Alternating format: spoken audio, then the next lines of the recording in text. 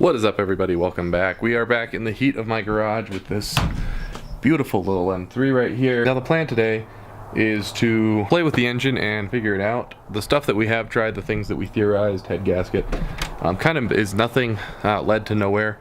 So what we're going to go ahead and do today is I'm going to button this back to normal, because at the current moment there's no easy way for me to diagnose this without turning it on. One thing we are going to do is we're going to pull the oil filter out. I don't have a replacement oil filter, but we're going to check it for any metal shards. Let's go ahead and start figuring this out. Now before we jump into doing anything with this, or tightening down the spark plugs, I did at the track take off the valve cover, which does mean that all of these are not properly torqued. I did tighten them down about hand tight and run it once, and I tightened them down in a good pattern, starting in the center, kind of working my way out, evenly tightening them across. So what I'm going to go ahead and do is loosen all of these and then retighten them down to 7 foot-pounds. Once again, just making sure it's even all the way around.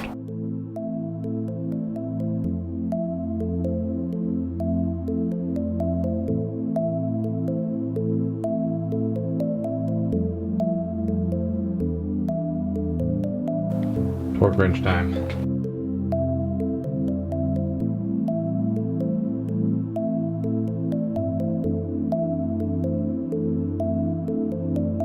So with all those properly torqued down, that was the Bentley manual's recommendation, was 6 foot-pounds. I went with 7. The internet's kind of indifferent, but figured 1 foot-pound wasn't going to be too big of a deal, especially with something like that. So I got those down to 7 foot-pounds torque. The next step is to torque down all of the spark plugs. So I have got my torque wrench here. I'm going to torque all those down to 22 foot-pounds, and then we can start putting this whole assembly back together. Then we're one step closer to turning it on. Now with all of those properly torqued down, you don't want to over torque them. It's time to reinstall our ignition coils. I don't know if there's a reason to. I don't believe there is, but I've done it this way. I have mine laid out here from where they came out of, 1 through 6 cylinder wise. So I'll go 6 through 1, putting them back. Don't know why I laid them out backwards. I guess just started here and went there, but whatever. We're gonna go ahead and reinstall these guys back into the car. No particular order. It's just the easiest way to do it for me is to go from more or less back to front. Just push it in nice and tight, and bam. Just once again, give it a good push. Make sure it's secure.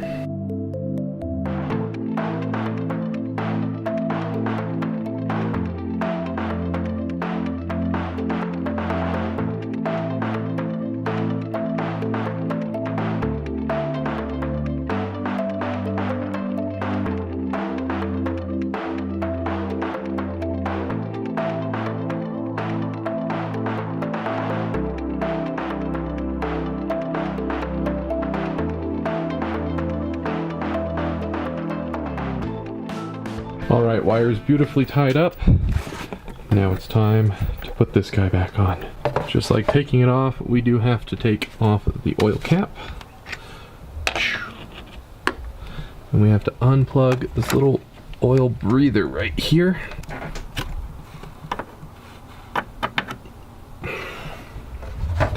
Then we can slide this right back on. And reconnect this. With the cover back on, just attach all these little 10mm nuts.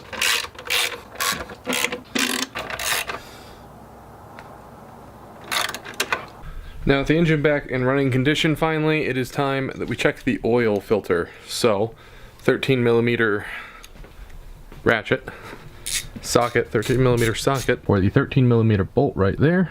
But in order to get that out, we do have to unplug this little guy. Grab a screwdriver for that one. It was a push, no wonder I couldn't pull it off.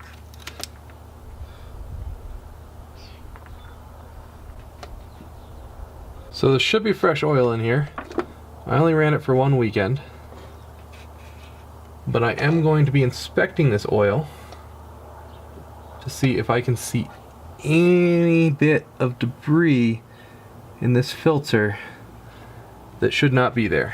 So I'm having a little bit of a difficult time looking here, because what I'm seeing in the sun is little tiny little bits of reflection.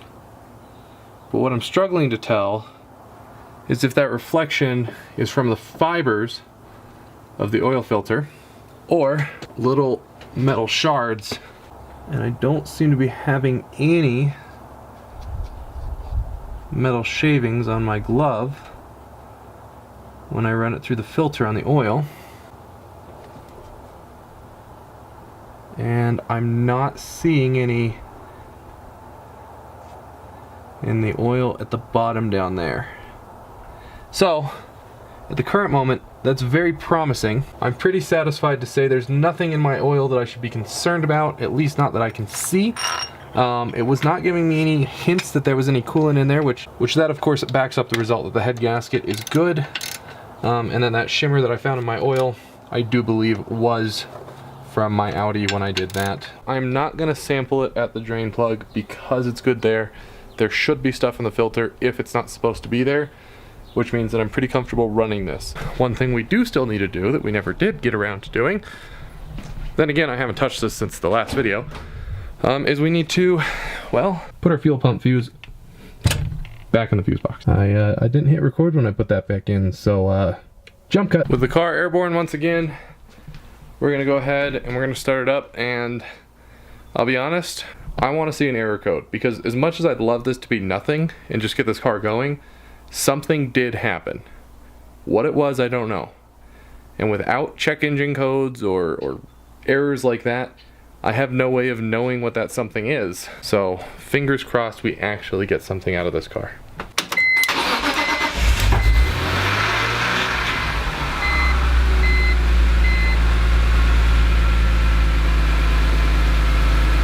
That was an interesting sound, but no check engine light to start off with.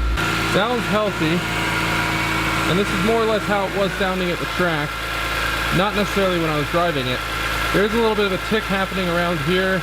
Someone that I talked to at the track said that this is normal Vanos tick, and that it would be nice to refresh the Vanos, but nothing's actually wrong with it currently. I'm getting no leak out of the exhaust, which I was having that issue last time. Well, at the track, I did talk about that briefly, but as you can tell, this is the one that it was happening at. All of that yellow there, that was the leak. That's the color of the fluid that was leaking. Currently it's not leaking, nothing to go off of here. And lastly, while it's running currently, as you can see, no check engine lights on my dash, no warning lights past my brake light, which we can ignore. And then that little light right there, which I do believe is a tire light. I will double check that here in a second. Okay, so I got it up to full temps, and then I shut it off because my garage smelled like exhaust and I was breathing unclean air. So I let all that evacuate out. It should be pretty hot still. Gonna do some revs, run it through some of the rev ranges, all in neutral.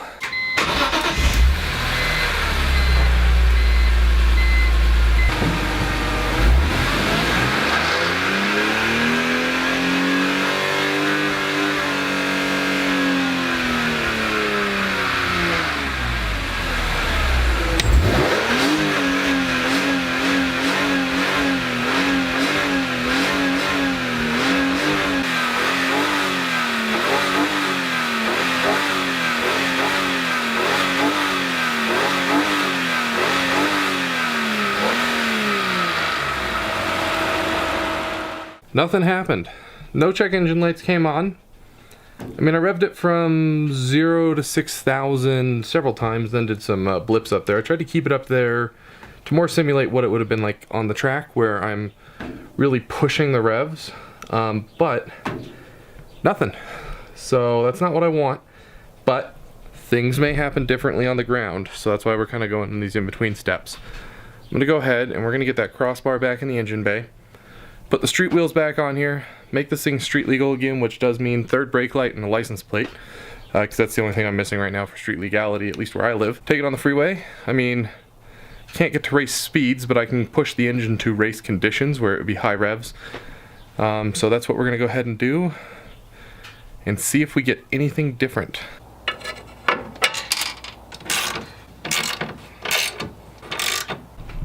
Got the whole thing back together. Now it's street legal. Let's go.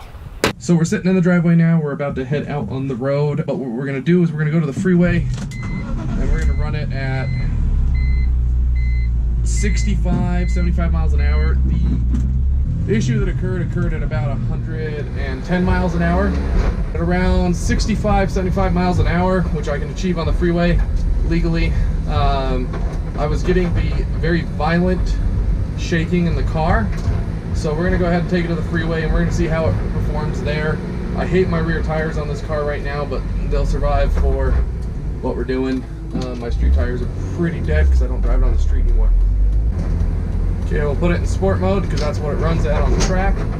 And then we're gonna keep this within the legal limit, but I'm just testing to see if things go wrong. We are gonna go high RPM though.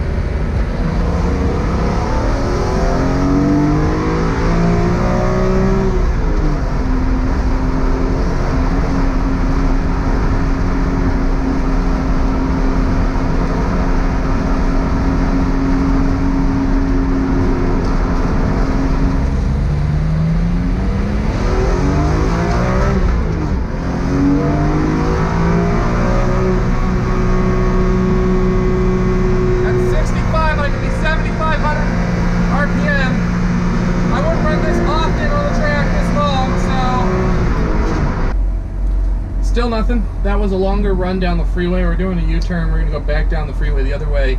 Once again, just seeing what we can find. If we come up with 0 results, I mean, I guess I'm gonna have to take that as satisfaction. I don't really have a choice there. I would love it to give me a check engine code that leads me in the right direction. But if it doesn't, then it doesn't. So we're gonna run it the other direction, then head home. And if everything checks out there, then everything checks out, and that's all we got. That's all she wrote, and we're gonna have to get it on track to find out any more information about it. But that does mean at least I'll be showing up to my next weekend, if that's the case.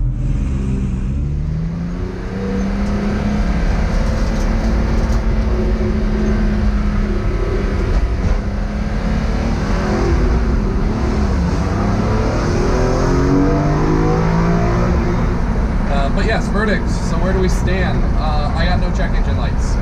I kept this thing at high RPMs. Right now I'm running in 4th gear at 45, so this is not high RPM, but I kept it at high RPM that whole stretch. I ran it in all the gears just to see if I could get it to replicate. I'm not getting the shaking that I was getting on the track. I'm also not getting any codes to go with. Not that it would matter. I realized how stupid I was. I left my code scanner at home, so yeah. I'm just gonna finish this path home, get it back in the garage, and guess we'll just wrap it up there. So we're back in the garage. I actually stopped and had dinner. I was starving. It's getting late. As you can see, the sun has left us. But to quickly recap where we're at. No check engine codes. I ran it up and down the highway at high RPMs, trying to simulate racing as much as I could, and we got nothing. So we're showing up to our next weekend. That being said, something definitely did happen to it on track. It actually also had a limp mode pop up the session before whatever happened to it that caused me to more or less park it the way that I have. So I'm going to probably show up a day early to the track, and in a facility I can run it a lot more aggressively, and I can test a few things before we start running it on track. And then I'm going to monitor it very heavily on Friday's sessions before we jump into actual racing Saturday, Sunday. That more or less covers everything I can think to do though. I mean, we tested it, we got nothing, so we just kind of have to roll with it. Like I said, that's not what I wanted. I wanted to figure out what happened, but if we can't get that, we're gonna have to roll with it. It works, we're gonna go with it. Anyway guys, thanks for watching the video. If you like it, drop a like down below. If you want to see more content like it, maybe consider subscribing. It does help me out. We're showing up for some more races now, finally. So yes, we're back into the racing. Anyway guys, thanks for watching, and I'll see you in the next video.